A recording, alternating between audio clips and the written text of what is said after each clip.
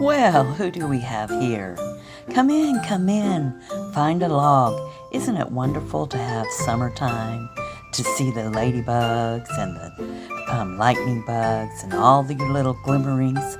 Find a seat, find a seat. Oh, we have a wonderful story tonight. Well now, whoa, you better slow down there, cowboy. What do we have?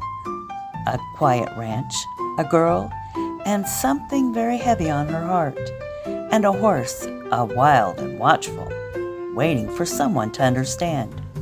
What happens when their paths cross? That's the tale of the night. It's called Saddle Up, Sophie. So settle in close, my dear ones. This story has a few turns you won't want to miss. Sophie Turner was 8 years old, full of stories, sparkles, and spirit. She also had a pair of legs that didn't always listen to her brain. Born with cerebral palsy, Sophie used a bright blue wheelchair named Zippy. And boy, could she make that thing fly around corners like a race car driver. But Zippy didn't work on dirt roads, and that's what Sophie faced when she and her dad moved to Grandma Nelly's dusty horse ranch for the summer. Dad, there's nothing to do here but get hay in my shoes. Sophie complained as a chicken flapped by, squawking dramatically. Give it a chance. Maybe the country has a surprise or two.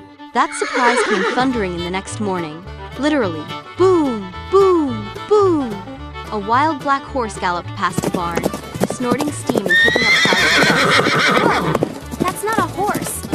That's a dragon in a horse costume. Sophie's eyes went wide. That's Storm. No one's ever been able to ride him. Too wild, too proud. He doesn't look scary. Storm, hearing that, turned his head and stared directly at her. Then he snorted like a sneeze cannon and trotted off. Okay, maybe a little scary. Over the next few days, Sophie wheeled to the fence every morning to watch Storm gallop, buck, and chase squirrels like he thought they were made of evil magic. Sophie talked to him sometimes, read to him, even sang him a country song she made up about pickles. Storm pretended not to care, but he always stopped a little closer each day.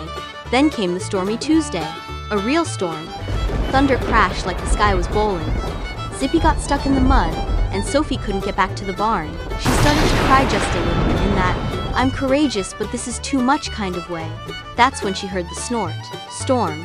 He walked toward her slowly, head high, tail swishing. Sophie held her breath.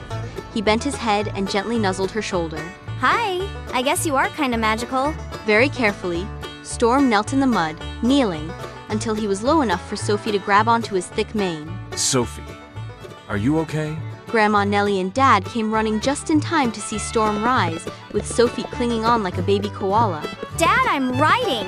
After that, everything changed. Every morning, Sophie rode Storm around the ranch. They moved like they shared one brain.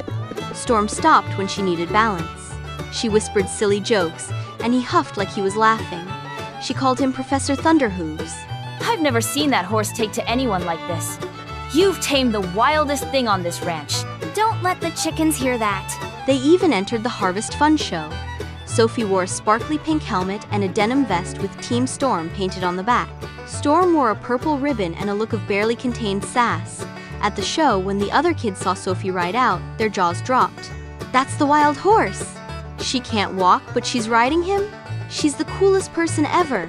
Sophie guided Storm through the obstacle course like a rodeo princess, spinning in circles, weaving through barrels, even bowing at the end.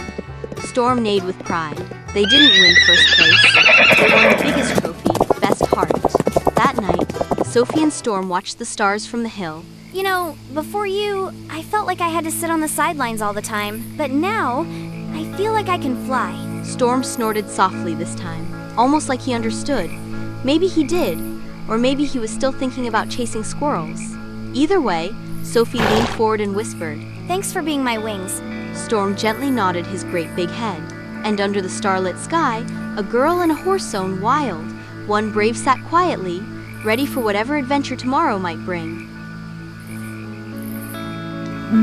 Some stories just whisper instead of shout. And if you listen closely, like Sophie did, you just might hear what your heart needs most. Out there on the trail, not everything is what it seems. But sometimes, just the right horse or the right moment can change everything. Until next time, my trail-wise friends, keep listening to the hoof beats in the quiet places. Woo-hoo for now. Whoa, stagehands, what's going on? Where's Zippy? Sophie has to have Zippy? And in the scene with Storm running wild and Sophie clinging on? How did a saddle end up on this? Oh, we have lots of work to do.